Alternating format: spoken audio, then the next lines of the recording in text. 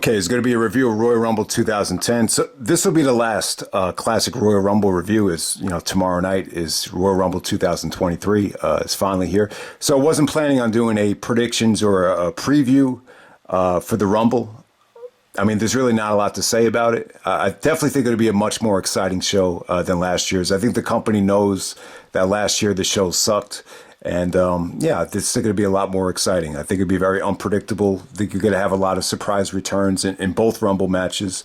I'm glad that Cody's back. I think the predictable thing and what a lot of people were expecting was for Cody to come back for the Rumble. As soon as you saw the injury at Hell in a Cell, I think the first thought was, all right, cool. Well, hopefully he can make it back in time for the Rumble. As we know, Cody is a huge fan of the Royal Rumble, so it looks like that might happen. So, doing the predictable thing, sometimes it's the right way to go. So I would expect Cody to win the Rumble. On top of that, you're hearing rumors that, The Rock might be coming back, SoFi, Los Angeles, Triple H even talked about how he was going to try to get The Rock for WrestleMania. So I would say that The Rock is a bigger, a better bet than having Randy Orton and maybe even John Cena come back. I was thinking Orton would definitely be a good choice because, Orton versus Roman hasn't been done on the main event level yet. Cena making an appearance wouldn't be impossible. He was just on SmackDown. I just wouldn't expect Cena to win the Rumble by any means. And, Brock Lesnar's another one. He'll probably make an appearance at the Rumble. Maybe this is where they set up Rock and Brock. Because I think if Brock wins the Rumble, there's going to be a riot. Because it's not anything to do with Brock from a negative level. It's just that we've seen Roman and Brock so many times. I'd be really surprised if they try to go in that direction again for WrestleMania. But it's been done so many times that you just never know. So I don't really have a lot to say about the rest of the card. I'm glad that Kevin Owens is getting the title shot. This time they'll get a chance to wrestle in front of fans and. Not their matches in the Thunderdome were good. The TLC match, the Last Man Standing match. So I'm sure the match should be good. It's just highly unlikely that they're going to take the title off of Roman with WrestleMania right around the corner. But it should definitely be good. The match should be good. The storyline stuff with Sami Zayn should be great. I just want to say that Sami Zayn's court with Paul Heyman, or the trial of Sami Zayn, excuse me.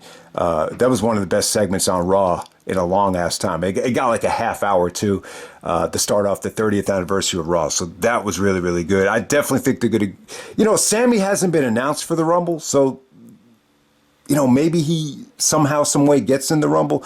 That would be my other choice. But it looks to me like Sammy and Jey Uso are going to turn babyface down the road, which I really like that because I definitely think Jey Uso has a ton of potential, as he showed with Roman during the pandemic. But yeah, I know a lot of people don't like it when I talk about current stuff during the classic review. So let's get right down to 2010. So Royal Rumble 2010, really, really good Royal Rumble. Undercard was kind of crappy, but this Rumble was great. At the time, it was very unpredictable. But, I think Edge winning, it did cause a little bit of friction after the fact, but I'll get into that. All right, so we're going all the way back to January 31st, 2010 from Atlanta, Georgia. We got 16,697 in attendance. The pay-per-view buy rate does 462,000. So this is up. This is actually a lot higher than 2009. It's 12,000 higher. So, it never really hit me before, but I think part of the reason why they took the title off of Cena and gave it to Sheamus was so they could promote Cena for the Rumble. I mean, look at the poster. He's the first, he's the center of attention. I think, putting Cena in the Rumble, you're able to promote a whole bunch of Hall of Fame level talent to potentially win this thing. So I think that definitely paid off. With Sheamus, they created a new star.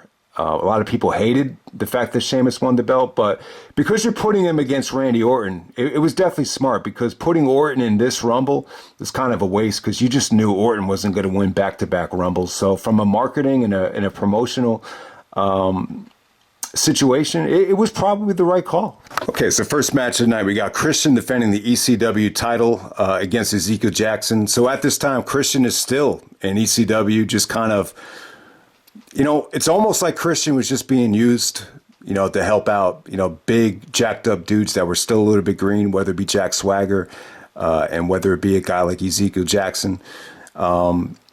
So yeah, I mean, it definitely kind of felt like they were punishing Christian for going to TNA at this time. It really wasn't until 2011 where they finally started pushing Christian and, giving him the respect that he deserves. That wasn't, that was after Edge was forced to retire. So I don't know, man. I know Christian was great for TNA. He was really the first one to make the jump without being fired, as he pointed out. But I don't know. Part of me always kind of wonders, what would have happened if Christian didn't leave? Eddie Guerrero passed away, the night when Christian made his TNA debut at Genesis 2005. And then on top of that, Batista goes down. So who knows? Who knows? Maybe they don't beg Kurt Angle to jump from Raw to go to SmackDown. And maybe that could have been Christian in that WrestleMania 22 spot with Randy Orton and Rey Mysterio. So who knows there? But at this particular time, Christian is wrestling Ezekiel Jackson. Ezekiel Jackson's a big, jacked up black dude. This is an incredible name. I don't know who named him this, but if you've seen Pulp Fiction, you know exactly how they got this name. So Samuel L. Jackson in Pulp Fiction, he was always quoting this passage from the Bible called Ezekiel 25:17. That's the speech where he goes like, "And I will strike down upon thee with great vengeance and furious anger those who attempt to poison and destroy my brothers." So that's called Ezekiel 25:17. And then his name is Samuel L. Jackson. So Ezekiel Jackson. Really, really cool name. A lot of people didn't like this dude, Ezekiel Jackson. They thought he was a little bit green, but I thought he looked good here. I thought Christian did a great job of making him look good. He bumped well for him. Ezekiel was going on to work on Christian's back. He had him in like a power slam position and was just kind of ramming his back into the turnbuckle. And then Christian, beautiful transition into the kill switch for the finish there. So not a great match, but very, very fluid. And I thought it made Ezekiel Jackson look good. All right, next up we have The Miz defending the United States Championship against MVP. Not a great match. The finish is a little bit abrupt. MVP basically dominates the match. Miz is pretty much just running from MVP, and Miz is able to get a small package out of nowhere. MVP is a bad sport about it and gives The Miz a playmaker, which kind of got a mixed reaction. So MVP is a face here, but he started to get booed a little bit. So yeah, I think MVP, both guys are just natural heels, Miz and MVP. But, they would continue feuding throughout the rest of the night. Miz actually attacked MVP in the Rumble, and MVP attacked Miz in the Rumble. So there we go with that. Next up, we have Sheamus defending the WWE Championship against Randy Orton. So we got a heel versus heel match. And then later on, we got a face versus face match with Undertaker and Rey Mysterio. But yeah, I don't want to talk too much about Sheamus because there's a lot to talk about here. A lot of people didn't know much about Sheamus. From what I remember, he started off in ECW. He had a really, really good showing at Survivor Series. I remember the opener of Survivor Series. It was like all this young, fresh talent featuring, I think, Sheamus, Kofi Kingston, Drew McIntyre. But yeah, for some reason, Sheamus is the one that ends up winning the championship right away. He's not even on the main roster for a month, and he's able to beat Cena in a tables match at TLC. It was almost like a fluke victory if you watch that match. A lot of people hate that finish with Cena going through the table. But I really think in retrospect, it really kind of opened the door to promote Cena to be in the Royal Rumble. I think they saw more money in Cena being in the Rumble than Cena just being in a title match. Because, the shit that he did with JBL the year before, it was kind of like the definition of filler. It almost kind of had a feeling like Shawn. Like if Shawn didn't want to be in the Rumble, like if you couldn't find the purpose for Shawn in the Rumble, he'd rather do something like that, the JBL and the economy stuff. But yeah, the problem with Sheamus being champion is, I just think at the time, there's just so many guys in other promotions that were tearing it up. I mean, the list goes on, and you didn't really see Sheamus, pay his dues in the eyes of the American indie fans or the American wrestling fans. So whatever he did in Ireland or whatever he did in developmental, no one really saw it. So it's almost like this guy is just getting the title after not really earning it. And yeah, this championship victory, along with the Daniel Bryan stuff, I think it really always hurt Sheamus. And, he still hasn't recovered from it. I mean, it took him a long time. I would say, 13 years after the fact, I went with Sheamus versus Gunther as my match of the year. And I really think Sheamus has turned things around quite nicely. I think he's earned everybody's respect. But at this time, just a lot of people felt very disconnected from him. And it almost had like a JBL feeling of it kind of lowered the credibility of the championship. So this match of Randy Orton here, very methodical. The fans were really, really into Orton. So what I liked about this match at the time, I just felt like it proved me wrong. Like I was under the impression that Randy Orton could never be a babyface again. When you go back to the Royal Rumble 2005, when they were pushing Orton as a face to take the belt from Triple H, the Orton hate was so high at that time, and it just flopped so hard that I said, all right, this guy can never be a babyface again. But he proved a lot of people wrong. So I was just a little bit surprised at the reaction for Orton. I thought the stuff with Legacy, Cody Rhodes and DiBiase coming out and accidentally, screwing him, and it ended up being a DQ. I actually thought it was really, really good storyline progression at the time.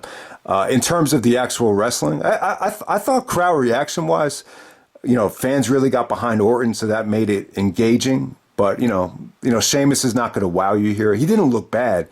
At this time, it was just very difficult to tell, what he had in the tank. Like, what was he really bringing to the table from an offensive move standpoint that really made you think, oh, this guy should be champion? I mean, really nothing really. So it's hard to tell if Sheamus could have had, the quality of matches that he's having now. But it was just very methodical, very simple, very WWE style match. A lot of people just did not like it. And, the ending with Cody coming out and the referee actually seeing him interfere and then calling for the DQ after Orton hits the RKO, it left people flat. A lot of people just did not like this.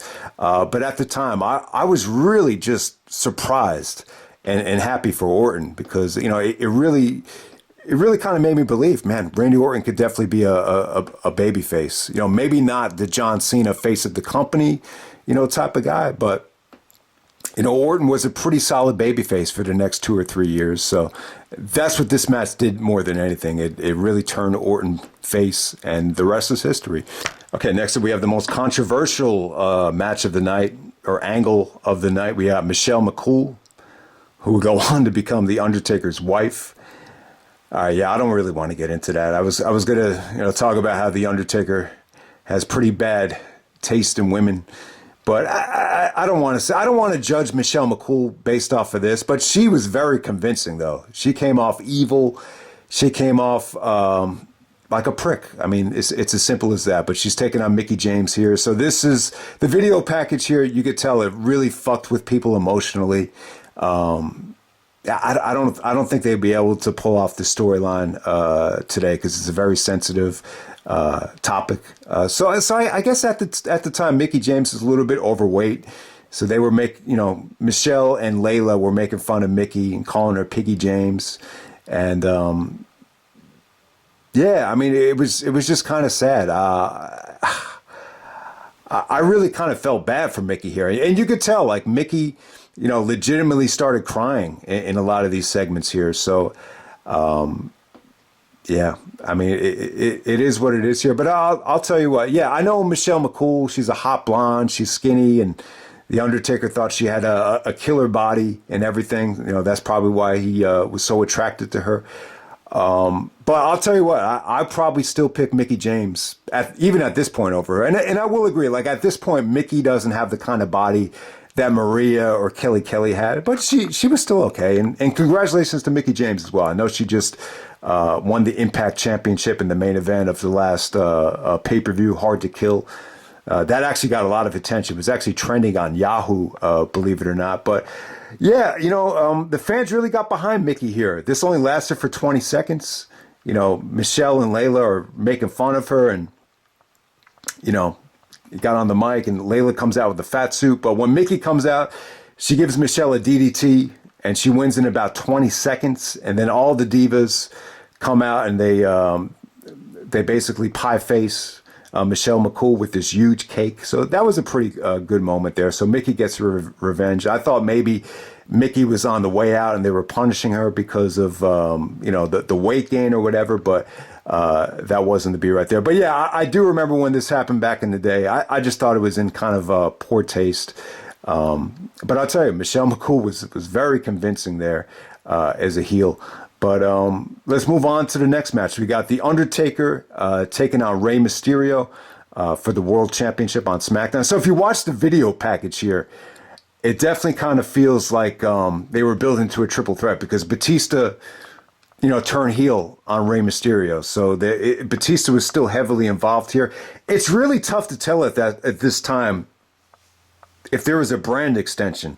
It just felt like anybody was allowed to wrestle on either show. But, Undertaker and Mysterio was more of a SmackDown brand match.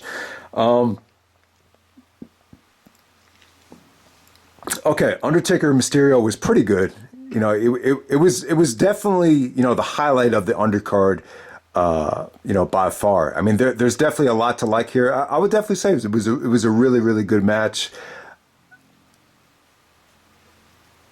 Good, but not great. There's something about this matchup that I just think was off. I mean, you would expect, Mysterio Undertaker to be like a David versus Goliath type of, story, and people will be emotionally invested. But, the problem is face versus face. I think if you got in like the Ministry of Darkness Undertaker, this would have worked a lot better, and the fans would have got behind Rey. But, Undertaker's a face here.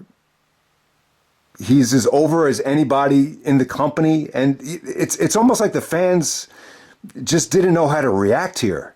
And it's weird with Rey Mysterio sometimes. Like sometimes in the big market cities like WrestleMania 22, he'll get a negative reaction. And even here against Undertaker, it's like a lot of fans just didn't want to accept that Mysterio was getting, this type of offense on Undertaker. And maybe that kind of hurt, the match from a crowd reaction standpoint. But, I think even if this was like, the bully Undertaker from 2002 against Mysterio, if it was presented that way, it would have came off a little bit better. This just kind of came off like the definition of filler. I just don't think anyone bought into Mysterio actually having a chance here. And I think that's what hurt him more than anything. But the actual work was good, though. Mysterio did some beautiful counters to the tombstone. There was even a sequence where he's kicking Undertaker in the nose. Taker actually starts bleeding from the nose. It's not like dripping blood, but you could tell he got busted up a little bit. And it kind of really put over Mysterio that, even though Taker wins, he looks like a bloody mess by the end of this thing. And at this time, like if you were bleeding and dripping blood, they would have stopped the match. But thank God they didn't stop the match. But yeah, I really liked it. Some really, really creative things here. Rey put up a good fight. He was able to hit 2 619s in a row. He goes for a West Coast pop. Taker actually catches him in midair, almost like he lifts Mysterio to the ceiling for the last ride. So that was a really, really cool finish. I just think the face versus face dynamic here with Mysterio playing the underdog, I think this is an example where you really needed that heel versus underdog babyface dynamic for this to reach its full potential. I just remember this just feeling like, it was good, but not great. And it kind of felt like the definition of a, Royal Rumble, filler title match, to put it nicely. And next up, we have the Royal Rumble match. All right, so this is where Edge comes back off of the torn Achilles to win the Royal Rumble. So from my memory, Edge and Jericho were in a tag team. I think they were going to feud with DX, going into SummerSlam, which would have been really, really cool. I think that would have been great. But yeah, Edge had tore his Achilles, and Jericho, he kind of did what Austin did to Triple H, where he called Triple H selfish for getting injured. And I believe Jericho actually put down Edge for being injury prone. And I think eventually when Jericho did win the title, he said, "I don't get injured, I just win championships."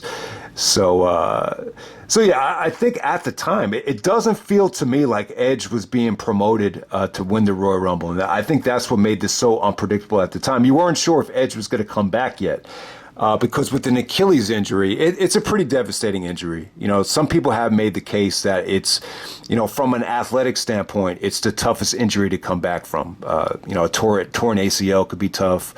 I think Triple H proved, coming back from a quad tear could be really, really tough. But in terms of, explosiveness, tearing an Achilles could be devastating. And a lot of people retire after they tear an Achilles. Isaiah Thomas, Shaq retired as soon as he tore his Achilles. So it's a pretty bad injury, but give Edge credit. That's not the injury that put him on the shelf for good. That was more of a paralysis neck issue. But yeah, really, really good Royal Rumble here. I would say Shawn Michaels is the MVP of this Rumble. And it's funny, like when you look at Shawn in 95 and 96, I mean, they were good Rumble matches. I think the 95 stuff, for that time, it was really unique with Shawn, pulling himself up after the eliminations, and that kind of became his signature, Royal Rumble trademark. But, I don't think the 95 and 96 Rumbles were great.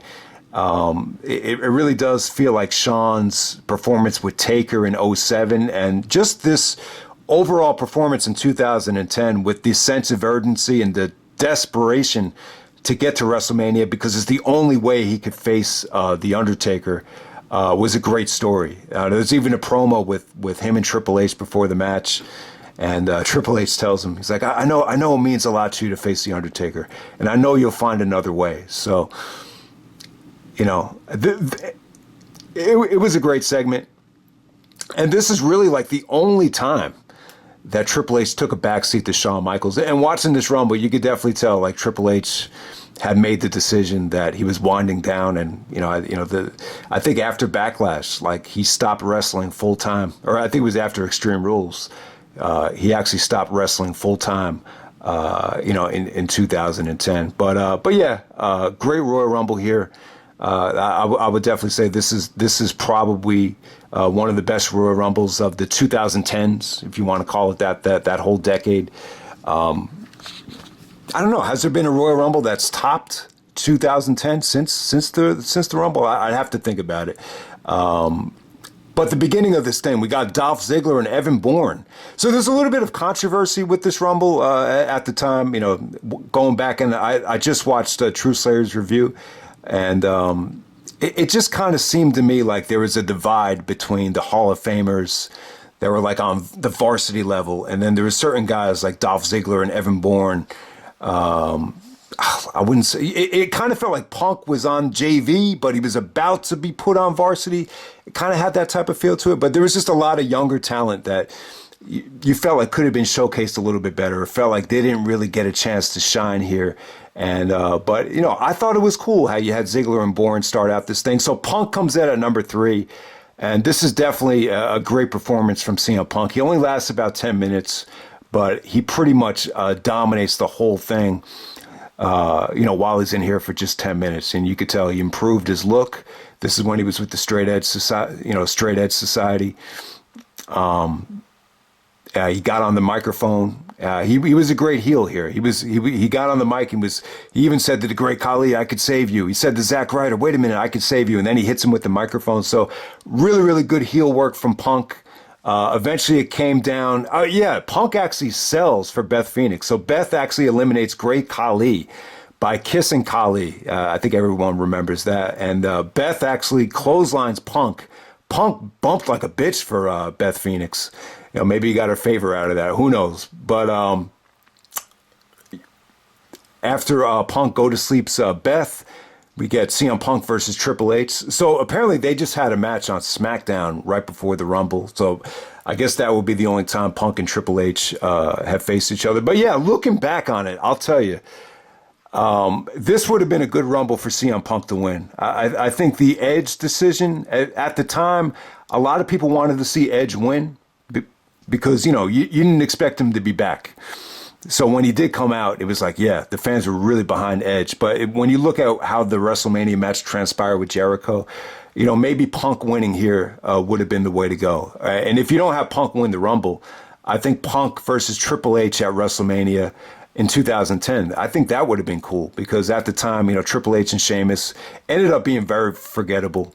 So yeah, definitely a missed opportunity for Punk. Because when you look at what Punk did at WrestleMania, he wrestled Rey Mysterio in a match that just didn't get any time at all. So yeah, I mean Triple H did get a little bit of heat here for the way he eliminated Punk.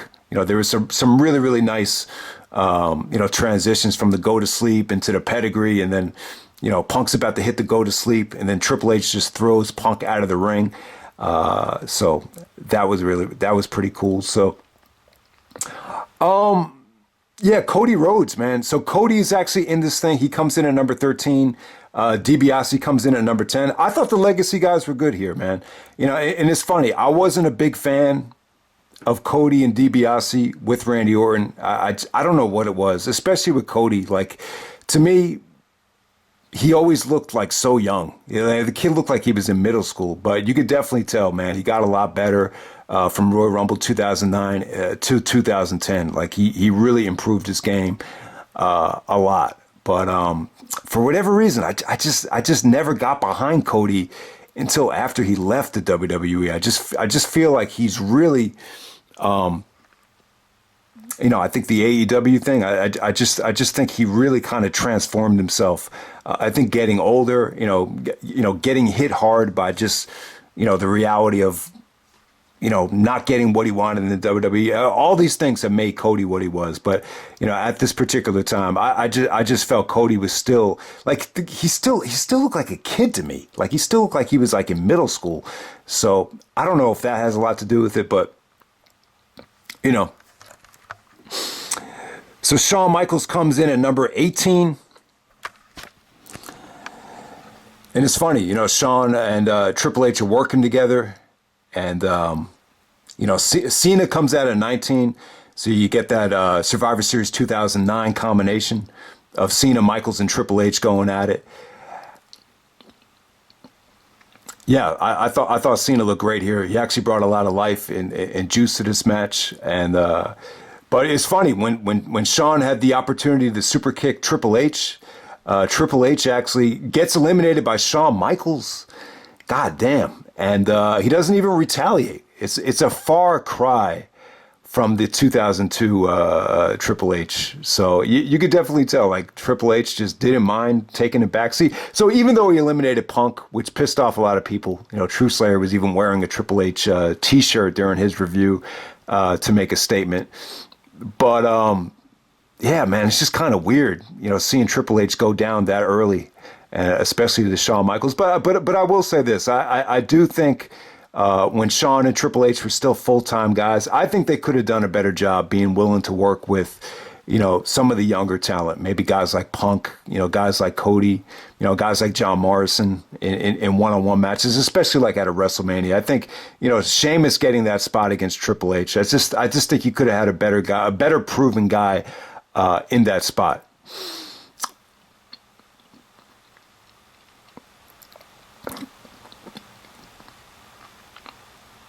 So from there, we got Big Show at 22, Mark Henry at 23. All right, there's a spot in the match where Cena tries to F5 or FU Mark Henry, and Mark Henry just falls flat on his neck, man. That looks scary. And for whatever reason, it looks like it's tougher to get up Mark Henry for the FU than it does Big Show. It's Henry just looks a lot thicker than Big Show, even though Big Show's taller. And it was funny. It's actually R-Truth that eliminates Big Show and Mark Henry simultaneously. So yeah, give it up to R-Truth. I thought he had a good showing. He looked like he was in great shape. he actually brought a lot of life to this thing. So yeah, man. Shelton didn't get much time out there. He's only in there for like 48 seconds. But Kofi Kingston had a great showing. Kofi comes in at number 27. At the time, the number 27 winner was the best number in the history of the Rumble. Like the number 27 number had won the Rumble more times than any other number. So I just thought that was a little bit interesting. So yeah, at the end of this thing, the star power gets pretty high. You got Jericho at 28. So Jericho comes out, and then right after Jericho, it's Edge. So Edge gets his revenge on Jericho after Jericho was talking trash about Edge being injury prone. So Jericho doesn't last long at all. It's only 2.5 minutes. Batista comes in at number 30. So the final four, it's Shawn, Edge, Batista, and Cena. I got to say, Shawn and Cena, their chemistry was great in this Rumble. They've always had good matches, and I just thought they worked really, really well together here. I mean, I thought it was awesome stuff. The highlight of the match, though, so Edge and Michaels, they're actually fighting with each other outside the ring apron. They're both, right by the ropes. Shawn gives Edge a super kick. Edge actually lands back into the ring. And then all of a sudden, Batista comes out of nowhere. Shawn is able just to hold the top rope. And then he's holding it, and then he slips, and he's still trying to hold it. And then he falls out. And then Shawn just sold it like death, man. He starts attacking referees. He actually super kicks Charles Robinson. And his frustration was great. I mean, that was the story of the match. A lot of people wanted to see Shawn versus Undertaker at WrestleMania. You thought the only way to make it make sense would be to have Shawn win the Rumble and then, challenge Undertaker at WrestleMania for the championship. But like Triple H said, Shawn just had to find another way. And that was attacking Taker in the Elimination Chamber as he came from underneath the ring. Cena and Batista go at it, kind of planting seeds for their WrestleMania match. So Cena is able to lift the top rope and eliminate Batista, as Michael Cole called it, payback from 2005, where they both kept eliminating each other until Batista finally won. So it comes down to John Cena and Edge, my old shoe. So anytime Edge and Cena would end up facing each other, that was kind of an inside joke between them, my old shoe, because the combination had always worked. Fans were definitely into Edge, and Edge is able to eliminate his 2006 rival, John Cena, and win his first Royal Rumble, as he would go on to challenge Chris Jericho at WrestleMania 26. So I did want to say this. One of the things I don't like about this Rumble, I mean, great Royal Rumble. I mean, I thought Michaels was great. I think the Final Four, it was very unpredictable. You got tons of star power out there. I think seeing Triple H go out so early was definitely shocking. I thought you had a lot of younger talent really step up and, put on good showings here. You could argue either way. You could argue that some guys were treated like shit, but you could argue that some guys really, really did have good showings, like an R-Truth or a Kofi Kingston, or even a Jack Swagger. I thought he looked solid. Guys like Carlito and Masters, you could definitely see the deterioration of their reactions with this Rumble. I think one of the gripes about it is it's almost like everybody gets to main event WrestleMania. It's like, yeah, Edge wins the Rumble.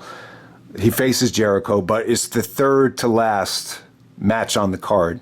Cena gets eliminated, Batista gets eliminated, but still, Batista and Cena is the championship match at WrestleMania right before the main event. Shawn Michaels throws a temper tantrum because he can't face The Undertaker, but he still gets to face The Undertaker in the main event of WrestleMania. So it's like almost everybody gets a piece of this WrestleMania main event pie in some form or fashion. I think that's what kind of hurts it more than anything. But aside from that, I thought you had great star power here. I thought you had an awesome ending. HBK was the MVP. Cena was a close second for MVP. I thought he was great. Jericho didn't really get to do much, but you were able to tell the Edge and Jericho story. And at the same time, you were able to, Batista's heel turn definitely gave him a shot of life, too. I thought Batista was great for the number 30 guy. But yeah, that's pretty much it. Really, really good Royal Rumble. The commentary kind of sucked. The commentary with Michael Cole, at this time, Cole was just really sucking up to Vince McMahon. Like when Cena came out, it was kind of a corny line. He was like, "It's John Cena, the epitome of a superstar." Like stuff like that really. I think a lot of people said to themselves at the time, like, you just rather have Jim Ross on this show. Matt Stryker. So it was Jerry Lawler, Matt Stryker, and Michael Cole. Oh man, the Jerry Lawler calling out Sheamus and Orton about the discrepancies in the skin color. Man, that did not go over well. He's like, one guy looks like mayonnaise and the other one looks like tanning oil. And Stryker's like, that's the insight, that's the observation. And then Stryker said, I think it was during the Miz and MVP match, and God damn, it sounded good, but at the same time, it's like, huh? He's like, when I was a kid growing up, you know what WrestleMania meant to me? It meant to me that the weather's getting nicer and we could walk outside in nice weather. When I was a kid growing up, that's what WrestleMania meant to me. And I was just like, that's all it meant. You heard just awkward silence after he said that. Like, it sounded good, but the only WrestleMania that where the weather was even involved with was WrestleMania 9. So so this combination just did not work on commentary. I think if you want to pick one major gripe from this Rumble match, I think that would be it. But yeah, kind of a crappy undercard. Lots of television matches. Mysterio and Taker was definitely a good match, not great. And you got a great Royal Rumble. So that's pretty much it, man. That's 2010. Edge is the winner for the first time. It's funny. I would actually say this. I think Edge's 2021 Rumble victory was actually better than this. He was in better shape. For whatever reason, it didn't look like Edge did any training at all here. Like, remember when Triple H came back from the Rumble? Like, he trained like a hermit. He came back in, monumental shape. It didn't look like Edge touched the gym here. But, it doesn't really matter. I mean, it's just that I just felt like in 2021 in the Thunderdome, it was a good Rumble, man. Like, Edge lasted the whole Rumble, and I just felt like he earned that Rumble victory. This one, it just kind of felt like, maybe he's not really ready to come back yet, so let's only keep him in there for 7 minutes and see what we can do. But it still came off great. The reaction for Edge at WrestleMania, though, It kind of faded. I felt like the fans were a little bit more behind Jericho. It definitely wasn't the best work that Jericho and Edge had done together. I want to shout out their steel cage match from 2002. That was the best work that Jericho and Edge did together. I don't know why I forgot to mention that in the 2002 remix. That was a bad fuck up because it was an awesome steel cage match. Flair even went up to Edge after that match was over and told him like that might have been the best steel cage match I've ever seen. So give it up to Edge. He had two great steel cage matches in the summer of 2002, one against Angle, one against Jericho. But yeah, I mean, it was cool. If Edge was never able to come back from injury,